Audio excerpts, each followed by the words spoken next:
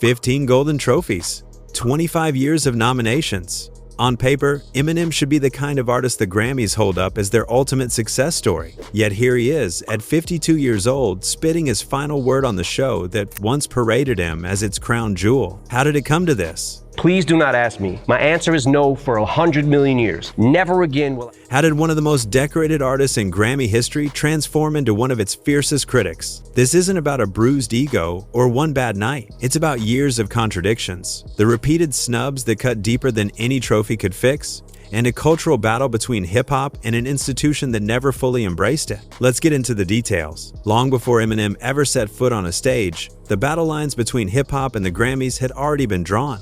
To understand why Eminem's relationship with the awards would one day be so complicated, you have to go back to the late 1980s, when rap was exploding into the mainstream but still being treated like an outsider. By 1988, hip-hop wasn't some underground movement confined to New York streets anymore. It had grown into a global cultural force. Run DMC had already shocked the world by teaming up with Aerosmith, breaking barriers between rap and rock. Public Enemy was shaking up the system with politically charged music, and LL Cool J had become a superstar before he was even out of his teens. The sound, the style, the energy, hip-hop was dominating radio and television, and everyone could feel that it was the future. The Grammys, which had ignored rap for years, finally decided to recognize it.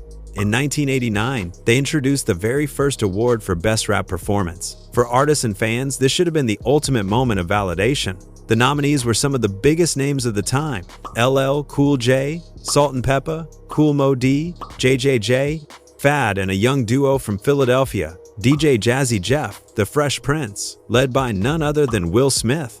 It looked like history was about to be made, but then came the insult. The Recording Academy decided that this new award would not be televised. To many in the hip-hop community, it felt like the industry was saying, "We'll let you in the building, but you're not allowed on stage with everyone else." For artists who had fought tooth and nail to be taken seriously, it was a slap in the face. Instead of accepting it quietly, the rappers stood their ground. Will Smith and DJ Jazzy Jeff led the charge, refusing to attend the ceremony. LL Cool J and Salt-N-Pepa joined them. These were competitors in the same category, but for that night, they stood together. They made it clear that it wasn't about winning or losing. We chose to boycott. We feel that it's a slap in the face. It was about respect. So when DJ Jazzy Jeff, the Fresh Prince were announced as the winners for their hit Parents Just Don't Understand, no one walked up to the stage. The very first Grammy in hip-hop history went to an empty microphone. The winners weren't there. They were at a hotel watching the broadcast on TV, making their protests loud without saying a word. That boycott forced people to pay attention. It made headlines, and the Recording Academy couldn't ignore it. By the very next year, and our boycott was to open their eyes to rap. In 1990, the rap category was given its rightful place on live television. The artists had made their point, and they had won. Still, the damage was done. The protest may have changed the show, but it also left behind a scar. That night planted the seeds of distrust between hip-hop and the Grammys, a feeling that would never completely go away. The message was clear to every rapper who came after. You might win awards, but don't expect respect to come with them. By the late 90s, the uneasy truce between hip-hop and the Grammys was still hanging in the air, but a new storm was already on its way. While polished pop acts dominated MTV and R&B singers filled the charts with glossy hits, something entirely different was bubbling up in Detroit. Out of a city beaten down by poverty and industry collapse came a skinny white kid with bleached blonde hair and a voice that sounded like nothing else in music. His name was Marshall Mathers, but the world quickly learned him as Slim Shady, a chaotic alter ego that turned anger, humor, and pain into razor-sharp lyrics. When Dr. Dre introduced Eminem to the world in 1999 with the Slim Shady LP, it was like throwing a grenade into a music scene that had gotten too comfortable. Here was an artist who didn't just rap about hardship, he painted scenes so raw and disturbing that they were impossible to ignore. His breakout track, My Name Is, was a perfect introduction, equal parts comedy, absurdity, and menace.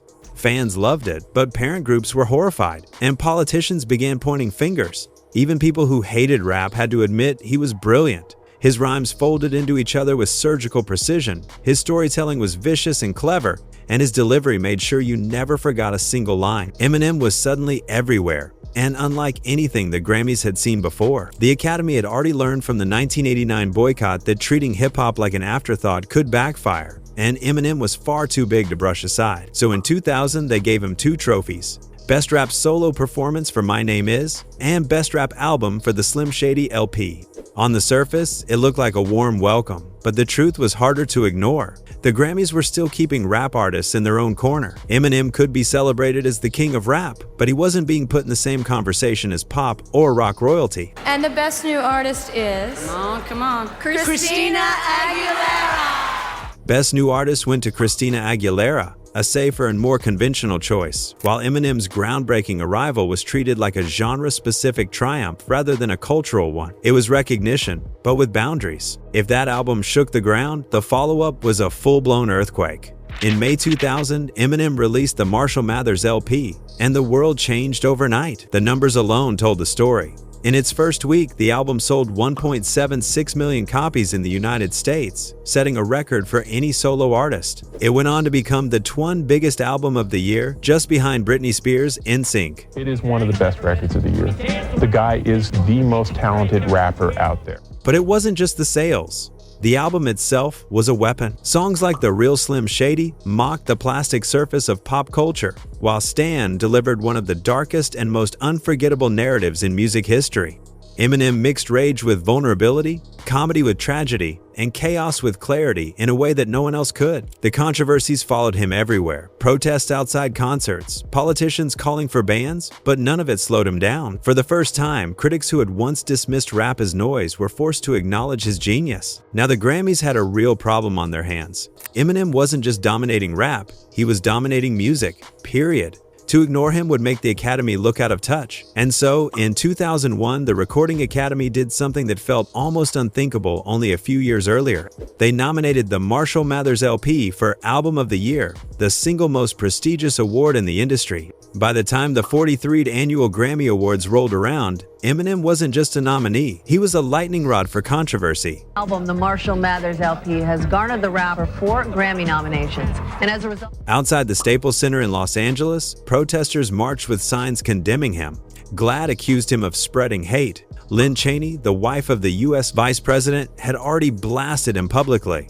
Everywhere you turned, it felt like there was a debate about whether Eminem was a genius, a menace, or both. And inside the arena, all that tension was building toward one of the most talked about Grammy nights in history. The moment came when he stepped on stage to perform Stan. It was a haunting track even on record, but live, it became something else entirely. Instead of bringing out Dido to sing the chorus, he shocked the world by walking out with Elton John, one of the most iconic, openly gay musicians alive. Their duet was powerful, deliberate, and pointed. Every lyric, every note carried the weight of the accusations that had been leveled against him, and the sight of Eminem and Elton John standing side by side, hand in hand at the end, was a direct challenge to his critics. The crowd inside the Staples Center erupted, giving them a standing ovation. For a brief moment, it felt like Eminem had silenced everyone, but then came the award that mattered most, Album of the Year. All night, it had felt like the Marshall Mathers LP was the frontrunner. It had dominated culture, sold millions, and produced one of the most unforgettable Grammy performances ever. Yet when the envelope was opened, the winner wasn't Eminem. It was Steely Dan for 2 Against Nature, a comeback record from a band that hadn't released an album in 2 decades. 2 Against Nature, Steely Dan! Entertainment Weekly later wrote that the decision was a buzzkill and proof that Grammy voters were out of touch with modern music. Even Steely Dan's Donald Fagen half-jokingly told Eminem backstage, "Thanks for taking the heat," as if acknowledging the only reason they had won was because voters didn't want to hand the industry's biggest prize to someone as controversial as Marshall Mathers. For Eminem, this was the moment everything changed. That night made it clear to him that the Grammys would happily use his name, his controversy, and his performances to boost ratings. But when it came to actually recognizing him with the highest honor, they would always find a way to turn elsewhere. It wasn't about whether his music was good enough. It was about the Academy's fear of what it meant to reward someone like him. The loss also exposed a pattern that would haunt hip-hop for years. The Grammys had a history of handing out their most prestigious awards as a way of making up for past snubs, often giving legacy acts a kind of lifetime achievement recognition under the cover of Album of the Year. Steely Dan had been overlooked for decades, so their win wasn't really about 2 Against Nature. It was about their entire career. That meant Eminem wasn't just up against a 2000 record, he was up against the nostalgia of albums like Aja and Gaucho from the 1970s. In that setup, no matter how groundbreaking or dominant a rap album was, it started the night at a disadvantage. That bitter reality stayed with Eminem long after the cameras turned off. To him, the 2001 Grammys became proof of a system that would welcome hip-hop for the ratings but deny it when the stakes were highest. And from that moment on, his relationship with the Academy would never be the same. The loss to Steely Dan in 2001 was not just another disappointing night in music history. It was the start of a cruel pattern that would haunt Eminem's career. What should have been a once-in-a-lifetime chance to stand shoulder to shoulder with the most celebrated artists of any genre instead became a reminder of the wall the Grammys had quietly built around him.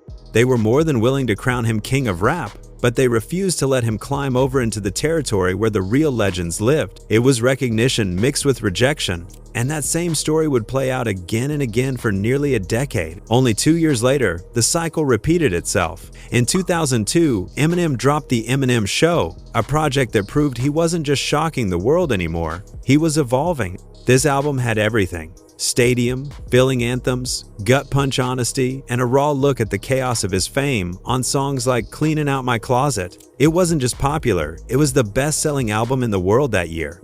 Critics hailed it as proof that he was more than a controversial figure. He was a true artist. The Grammys had no choice but to put it in the running for Album of the Year in 2003. When the big night arrived, he cleaned up in the rap categories as usual. Another Best Rap Album trophy for his shelf, another reminder that in his genre, no one could touch him.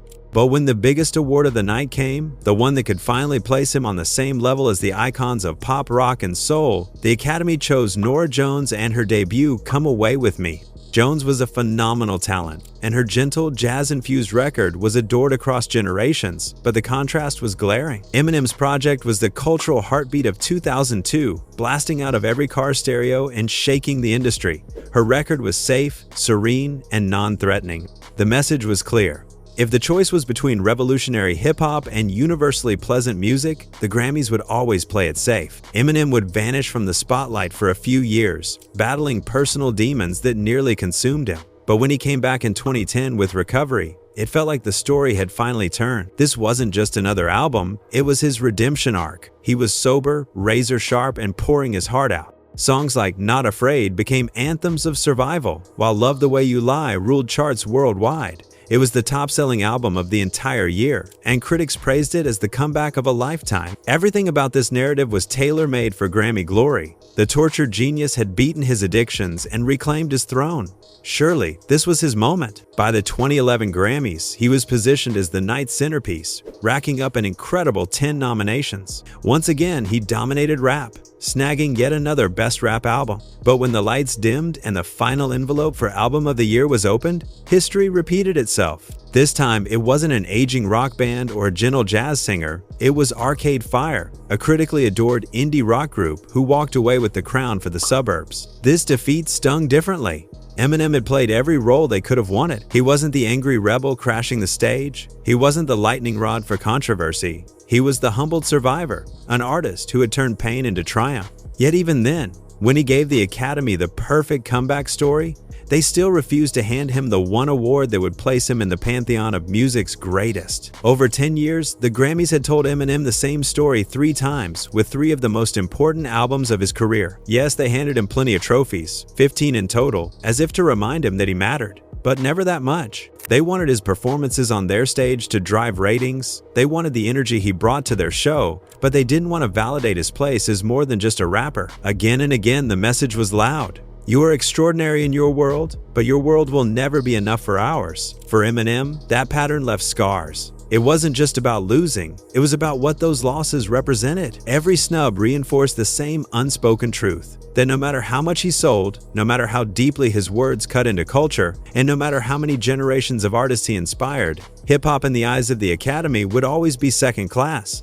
But don't fucking get us all here to use your selling point for your fucking show. And slowly, that truth began to shape how Eminem himself looked at the Grammys. Not as a stage where greatness was rewarded, but as a system designed to keep him out. So what happens when an artist keeps getting celebrated and dismissed at the same time? For Eminem, it wasn't loud rants or bitter feuds that followed. Instead, it was something quieter and much more revealing. Slowly, he began to step back, pulling himself out of the awards game altogether. It was the journey of a man who once craved the crown only to realize he was better off building his own throne. far from the politics and empty applause of the industry's biggest stage. The real turning point came after the 2011 Grammys, when his comeback album Recovery, a record that symbolized his fight back from addiction, lost Album of the Year. That album wasn't just commercially unstoppable, it was deeply personal, and many believed it was finally his moment. Eminem himself admitted later that he thought it might be his time, but when he walked away empty-handed, something inside him shifted. On his Shade 45 radio station, during a conversation with Sway Calloway, he gave a rare glimpse into his thoughts. At first, he felt the sting of disappointment. After all, Recovery had dominated the charts and reintroduced him to the world with songs like Not Afraid and Love the Way You Lie. But then, instead of holding on to that bitterness, he went home and actually listened to the winning album, Arcade Fire's The Suburbs. To his own surprise, he found himself respecting the decision. He admitted he thought the record was incredible and even said he didn't believe he should have won over them. That moment told you everything. He wasn't interested in throwing a tantrum. He was more curious about the artistry than the politics. And that was the first sign he was mentally checking out of the whole Grammy race. From then on, his music became the place where his true feelings slipped through. 2 years later, in 2013, on the Marshall Mathers LP 2, he casually drew a line in the sand on Rap God when he rapped, "But I'll be underground, you'll be at the Grammys." That wasn't just a throwaway lyric. It was Eminem separating himself from the very system that had defined and frustrated him for a decade. It was him saying, "You can keep your stage, I've got mine." By the time he dropped his surprise album Kamikaze in 2018, the gloves were off. On the opening track, The Ringer, he fired straight at the heart of it. "But I don't give a damn about a Grammy. I've already got a whole mantle." At that point, he wasn't trying to make peace with the snubs anymore. He was rejecting the Grammys outright, dismissing them as irrelevant to his legacy, and his actions matched his words. After 2011, Eminem became almost invisible at the Grammys. Yes, he still won awards for later projects, but he was rarely in the room to accept them. For someone of his stature, that silence spoke volumes. To not even bother showing up was its own protest, more powerful than any speech he could have made. Eminem's clash with the Grammys wasn't just about one artist being bitter over a trophy. What happened to him in 2001 was a warning sign of what an entire generation of hip-hop stars would eventually face. The frustration, the feeling of being used for attention but never truly respected, was not his burden alone. It echoed across the careers of Nas, Kanye West, and Jay-Z, three of the most important rappers of all time. And when you look at their stories alongside his, it becomes clear that the Grammys didn't just fail Eminem, they failed a whole culture that demanded to be seen. Take Nas. His struggle with the Grammys almost feels like a cruel joke. In 1994, he released Illmatic,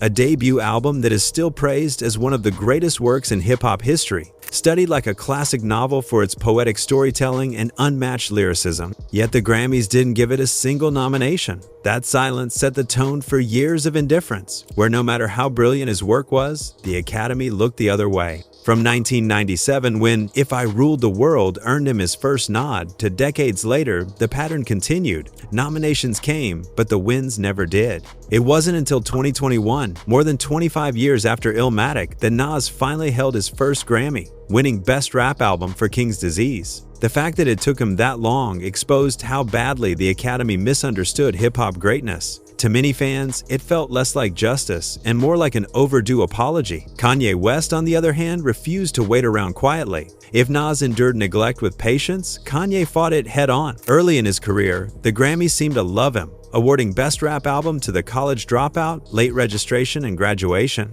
But when Kanye began pushing boundaries with genre-bending projects, his respect for the institution soured. He saw the same pattern Eminem had seen. Black artists, especially in hip-hop, were applauded in the rap categories but shut out of the major ones. His frustration spilled over into unforgettable protests. The most famous outburst came in 2009 at the MTV VMAs, when he stormed the stage during Taylor Swift's win to say Beyoncé's Single Ladies video deserved it more. That wasn't a Grammy night, but it showed exactly how he felt about award shows, valuing the safe choice over cultural impact. At the Grammys themselves, his anger hit a peak in 2015. When Beck won Album of the Year over Beyoncé, Kanye pretended to repeat his Taylor Swift stunt before backing off. Later though, he made it clear he wasn't joking, saying Beck should have handed the award to Beyoncé out of respect for artistry. Years later, his disillusionment turned into outright mockery when he posted a video of himself urinating on one of his own Grammy trophies. It was the ultimate act of rebellion, a way of saying the awards were meaningless compared to the art itself. Then there was Jay-Z, who played the long game. Unlike Kanye, he didn't shout. Unlike Nas, he didn't wait decades before speaking up. He used his influence to hit the Grammys where it hurt, their credibility. His protest started as early as 1999, when he boycotted the show because DMX, who had dropped 2 #1 albums in a single year, didn't get a single nomination. That quiet act of solidarity foreshadowed the moment he delivered his most devastating critique. At the 2024 Grammys, standing on stage with his daughter Blue Ivy, Jay-Z accepted the Dr. Dre Global Impact Award and calmly tore down the institution's logic. He pointed to Beyoncé, the most awarded artist in Grammy history, and asked how it was possible that she had never once won Album of the Year. Even by your own standards, that doesn't work, he said, forcing the Academy to face its own contradictions in front of the world. That's why when Eminem finally snapped in 2025, his words didn't sound like sour grapes. They carried the weight of 2 decades of disappointment. He had seen it all. His masterpiece, the Marshall Mathers LP, dismissed in favor of a legacy act, his protege 50 Cent overlooked for Best New Artist in 2004, and peers like Jay-Z, Kendrick Lamar, and Nas repeatedly snubbed in the most important categories.